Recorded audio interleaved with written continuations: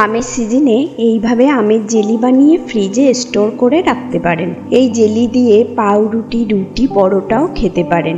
এটি বানাতে প্রথমে আমগুলোর খোসা ছাড়িয়ে নিয়ে ছোট ছোট করে কেটে নেব। জেলি বানাতে আমগুলো যতটা সম্ভব ছোট করে কেটে নেব, যাতে ভালো মতো সেদ্ধ হয় এবং ম্যাশ করতে সুবিধা হয়।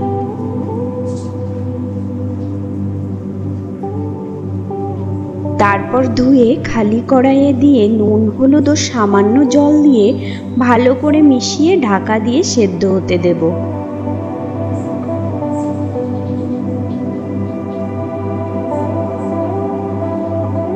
সেদ্ধ হয়ে গেলে ঢাকা খুলে নেড়েচেড়ে নামিয়ে রেখে দেব।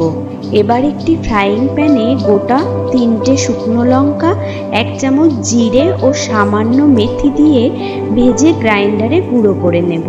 এরপর সেদ্ধ আম ভালো করে ম্যাশ করে নিয়ে পরিমাণ মতো গুড় দিয়ে খানিক সময় জ্বালিয়ে নেব, যতক্ষণ না থকথকে জেলির মতো হয়।